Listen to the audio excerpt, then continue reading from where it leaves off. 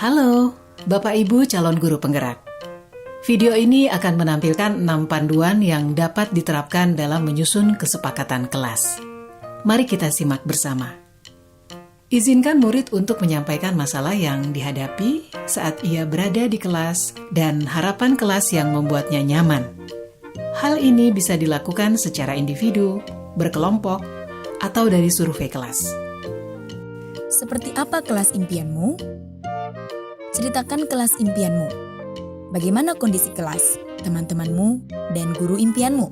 Kelas yang seru! Bertanyalah harapan tentang kelas. Apa yang murid harapkan tentang kondisi kelas, tentang gurunya, dan teman-teman di kelas. Kemudian tulis hasil diskusi tersebut di papan atau dalam poster. Hal ini memberi kesempatan murid dilibatkan dalam mengatur kelas. Cara ini menjadi lebih efektif dibandingkan hanya memberitahukan hal apa saja yang dilarang dilakukan.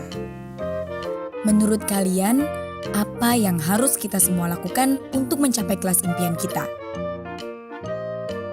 Lakukan diskusi untuk mendapatkan umpan balik dari murid. Perjelas tentang kesepakatan kelas.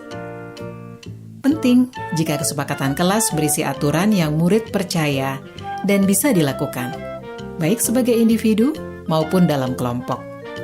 Pastikan bahwa semua daftar memang diperlukan dalam proses belajar mengajar. Jika ada yang terlewati, pandu murid untuk menambahkan tujuan lain yang terlupakan atau menghapus tujuan yang tidak utama. Buatlah poster atau tabel yang menampilkan kesepakatan kelas yang disetujui di akhir.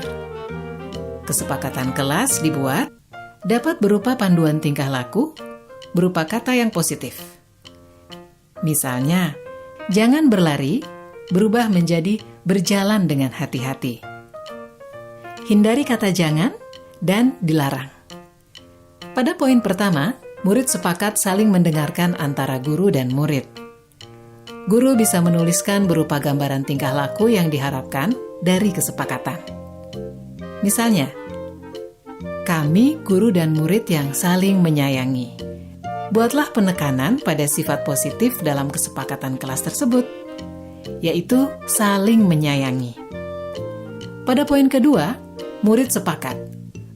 Murid aktif dan semangat saat belajar. Guru bisa menuliskan berupa gambaran tingkah laku yang diharapkan dari kesepakatan. Misalnya, kami murid yang semangat belajar. Buatlah penekanan pada sifat positif dalam kesepakatan kelas tersebut, yaitu semangat. Pada poin ketiga, murid sepakat saling membantu jika ada yang mengalami kesulitan. Guru bisa menuliskan berupa gambaran tingkah laku yang diharapkan dari kesepakatan.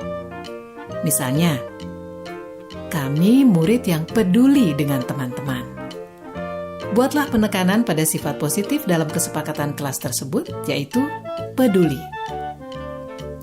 Pastikan jumlah poin kesepakatan kelas tidak terlalu banyak, sehingga mudah dipahami dan dilakukan murid. Untuk menciptakan rasa memiliki, beri waktu bagi semua murid untuk menandatangani atau memberi nama ataupun tanda pada poster kontrak kesepakatan. Guru juga perlu memberikan tanda tangan. Letakkan poster kontrak kesepakatan di bagian kelas yang terlihat oleh semua murid dan guru. Perhatikan umur perkembangan murid. Untuk murid PAUD, bisa memberikan cap tangan untuk tanda menyepakati kesepakatan kelas.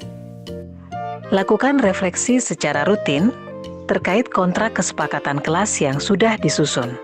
Tanyakan siswa terkait perkembangan penerapan aturan dan tentukan apakah ada hal yang perlu diubah atau diperbaiki. Apakah kesepakatan kelas ini sudah bisa dilakukan? Sudah, Bu, tapi kadang masih ada yang suka ngobrol. Ayo kita diskusikan lagi mengapa hal ini sulit dilakukan. Baik, Bu.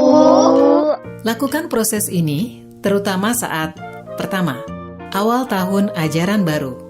Kedua, saat ada murid yang melakukan hal yang tidak sesuai kesepakatan. Ketiga, sebelum menjalankan aktivitas baru. Keempat, ketika awal masuk sekolah setelah libur panjang. proses ini tidak akan pernah berhenti dan akan selalu dikembangkan. Seperti proses belajar yang terus berlangsung selama kita hidup. Semangat mencoba!